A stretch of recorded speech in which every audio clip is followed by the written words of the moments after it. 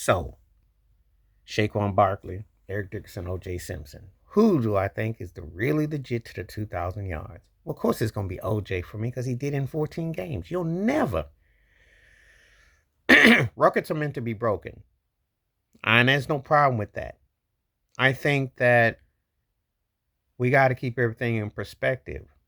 OJ Simpson is one of the five greatest running backs ever, and I'm always going to say that. And you separate whatever you think, you can't take the talent away. That's just the facts.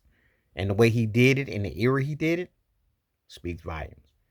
Eric Dickerson came along, did 2105. It was 16 game season. It was incredible. Eric Dickerson's one of the greatest running backs ever. Great talent. Can't take that away. Saquon Barkley is great for his era. He's getting an extra game. So it's interesting how this dynamic works. Dickerson ain't happy about it. I don't know if OJ would have cared about it, the competitive nature, but I don't know. But it's interesting when people debate these things because then they're kind of like getting their feelings and this is that sort of thing and how it hits.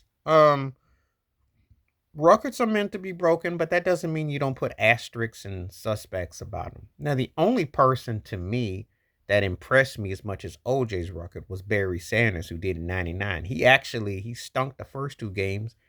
He had a combined 53 yards. Then he got 2,000 yards the next 14. And ironically, they're two of my top 5 running backs ever. I don't have Eric Dickerson in my top 5 ever, but he's a top 10 back. I'll give him that. But Barry was like the closest thing I saw to juice in terms of the elusiveness and playing with a crappy team that didn't give them the best chance to win, but because of their greatness individually, they made the team relevant. They kept the team front page, and people knew they were special. But it wasn't because the team was bringing it on all sides of the ball. That's just a fact. It was tough being a Bills fan back in the day because aside from a couple playoff appearances, they weren't that memorable. And they squandered a great man's individual talent as a player.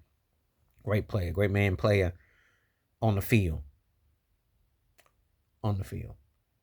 Regardless, just saying. Anyway, Saquon Barkley's having a great year. And as a Bills fan, I know it's fashionable to say Josh Allen for the MVP. But if Saquon Barkley breaks the record, he's got to be the MVP. I got Saquon Barkley as the MVP because of one main reason. He carried this team the whole year long.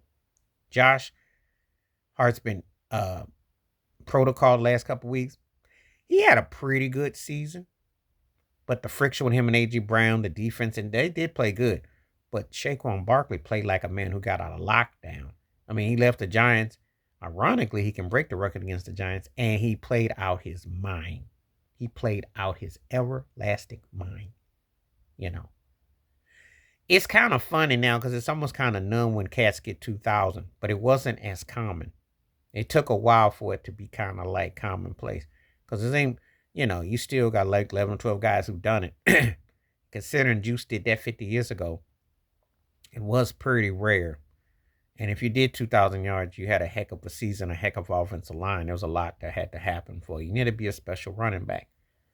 But when I look at, Saquon, to me, I don't have a problem if they did a co-MVP to him and Josh or co-MVP. You could split it 3 ways if you wanted to. You could split it to Saquon, Josh, and Lamar Jackson. I wouldn't have no problem. But Saquon Barkley should definitely get some strong consideration. I mean, I just think he's had an incredible year. But how do I size it all up? It'll always be juice territory for me with the 2000. His is going to always be the more impressive because that was a tougher era of football. And I can't even deny that. Dickerson was tearing cats up, throwing that Jerry juice on him, and he was busting. Incredible running back for his era in his time. But OJ did it in a far tougher era. And I look at different eras. They manipulated with more games. They manipulated records. Records can be meant to be broken, but they manipulated things to make things look more. And we'll never get a true balance of equality because the quality of the product has been watered down. Politics. But that's to take nothing from no man's accomplishment. But I do think Saquon should go ahead and get Dickerson. And then it'll probably be another 20 years or so someone will come after Saquon if he breaks it. Because they're making things more offensive in all sports. That's what they've done. Not because necessarily the talent has been there. Oh, they'll tell you bigger, faster, stronger, quicker, and all that. However, they've made it where everybody's kind of like the same in a way. So, anyway, that's my thoughts. It takes about those three and how I look at the record. But you tell me what you think, who you think's authentic with it, who you think it should stay, what you feel. Please hit like, subscribe, welcome thoughts, comments, and I do respond. Thank you. Wash your hands. Keep your mind clear. Watch out for another shitter if you like, and hit that membership. Stay safe, stay blessed, stay woke, stay free. I'm out. Peace.